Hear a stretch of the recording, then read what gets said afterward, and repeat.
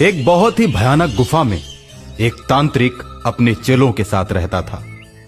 आसपास के गांव वाले तांत्रिक के डर से उसे खाने पीने की चीजें पहुंचाया करते थे। जिस दिन खाने पीने की चीजें तांत्रिक के पास नहीं पहुंचती, उस दिन तांत्रिक क्रोध में आकर गांव वालों को बहुत ही परेशान करता। एक दिन किसी कारणवश गांव वाले तांत्रिक के पास भोजन न पहुंचा सके, जिसके चलते तांत्रिक क्रोध में आ जाता है और हवन कुंड में हवन सामग्री डालकर शैतान को बुलाता है। शैतान प्रकट हो, शैतान प्रकट हो।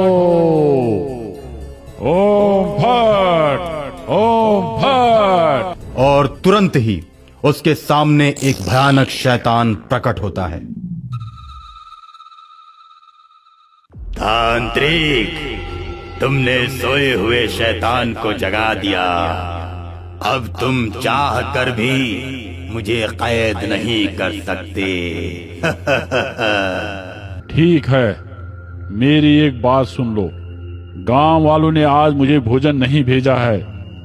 मैं और मेरे सारे चेले भूखे रह गए। तुम जाकर गांव में कोहराम मचा दो।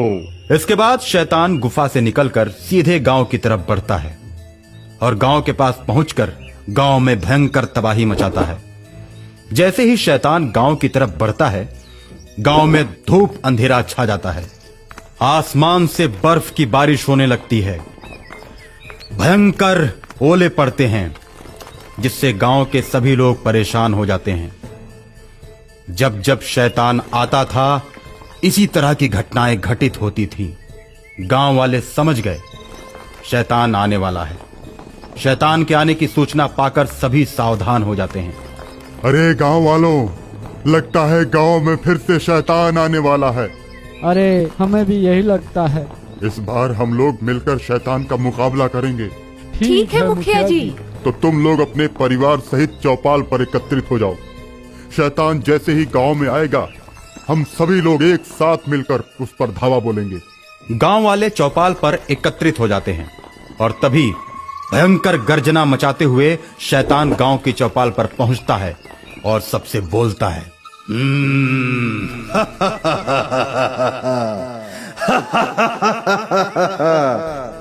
अब तो मुझे तुम लोगों को खोजने भी नहीं जाना पड़ेगा। तुम सब तो मुझे एक साथ एक जगह मिल गए हो। तुम और तुम्हारा तांत्रिक बहुत दिनों से गांव वालों को सता रहे हो। अब ऐसी नौबत ही नहीं आएगी। अब ना ये गांव रहेगा और ना ही तुम लोग यहाँ रहोगे। गांव के साथ साथ गांव के सभी लोगों को दानव अपनी मुट्ठी में कैद करके आकाश में उड़ जाता है और उड़ते उड़ते तांत्रिक की गुफा में पहुंचता है। बड़ी और भयानक गुफा में लोग चीखने और चिल्लाने लगते हैं।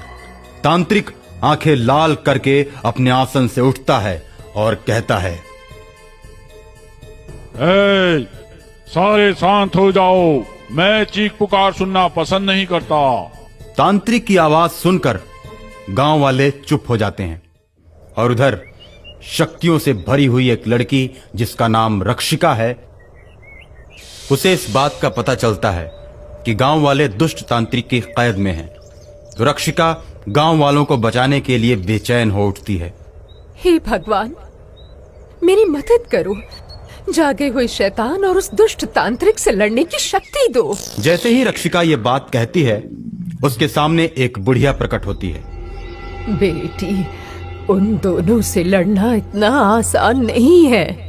उन दोनों से लड़ने के लिए तुम्हें घने जंगलों से गुजरते हुए एक सिद्ध बाबा के पास जाना होगा, जो हिमालय की चोटियों पर रहते हैं। ये जादुई अंगूठी लो, ये तुम्हें बाबा को खोजने में मदद करेगी। माँ, तुम कौन हो? मैं भी पहले तुम्हारी तरह गांव वालों की रक्षा किया करती थी, लेकिन अब उम्र बढ़ने की वजह से मैं असमर्थ हूँ। मैं केवल तुम्हारी सहायता कर सकती हूँ। तुम देर मत करो, अंगूठी पहनकर तुम बाबा की खोज में निकलो, नहीं तो तांत्रिक और शैतान उन सभी गांव वालों को मार देंगे। इतना कहकर बुढ़िया गायब हो जाती है और रक्षिका अंगूठी पहनकर साधु बाबा की खोज में निकल पड़ती है। अंगूठी का प्रकाश जिधर जिधर जाता है, रक्षिका उधर उधर चलती जाती है। रात के 11 बजे भयानक जंगलों से होते हुए रक्षिका गुजरती है। तभी अचानक रास्ते में एक बहुत ही बड़ा सांप अपना मुंह खोले हुए खड़ा रहता है। तुम कौन हो? मेरे रास्ते से हट जाओ। रक्षिका, इधर रास्ते पर जो भी जाता है उसको मैं खाकर अपनी भूख मिटाता हूँ। मैं बहुत दिनों से भूखा हूँ, आज मैं तुम्हें खाकर अपनी भूख मिटा लूंगा।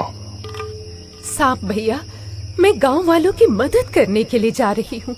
मैं अपना काम पूरा करके खुद ही तुम्हारे पास आ जाऊंगी और तुम मुझे खाकर अपनी भूख मिटा लेना।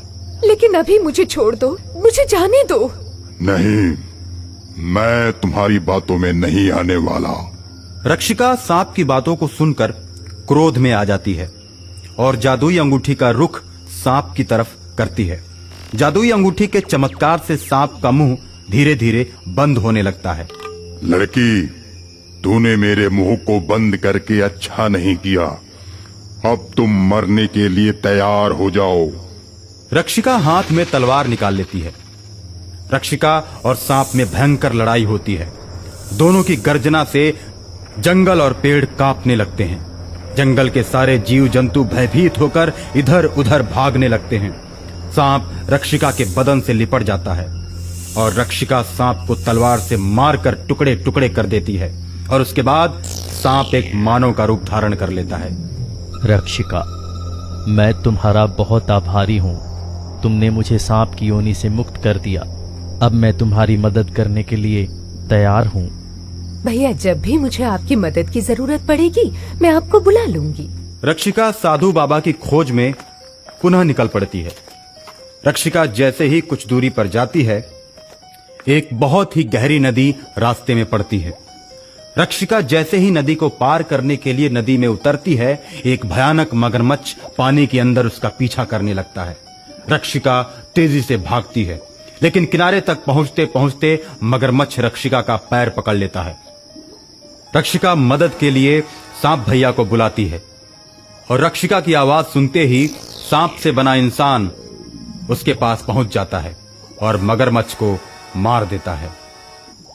मदद के लिए आपका शुक्रिया भैया। कुछ ही देर में नदी गायब हो जाती है और मगरमच्छ एक छोटी सी लड़की का रूप धारण कर रक्षिका के सामने आ जाता है और बोलता है, बहन रक्षिका, उस तांत्रिक ने मुझे तुम्हारे पीछे लगा रखा था और वो तांत्रिक अपनी जादुई शक्ति से तुम्हें देख रहा है और तुम्हारे पीछे वो किसी न किसी को भेजता रहेगा।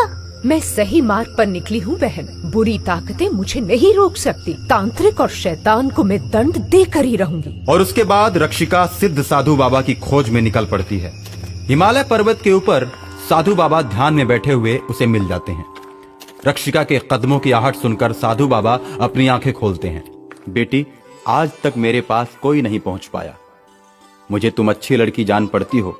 बताओ, क्या काम है मुझसे? बाबा जी, गांव वालों को मुक्त करने में मेरी मदद कीजिए। सभी गांव वालों को शैतान ने तांत्रिक की मदद से कब्जे में करके रखा है। मैं सब जानता हूँ।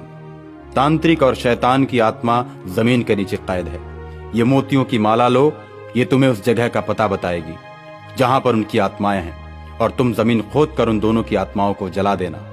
मोतियों की माला लेकर रक्षिका बहुत तेजी के साथ तांत्रिक की गुफा की तरफ बढ़ती है। गुफा से कुछ ही दूरी पर मोतियों की माला का प्रकाश जाकर रुक जाता है। रक्षिका वहां पर खुदाई करने लगती है, साथ में अपने मानव मित्र को भी बुला लेती है।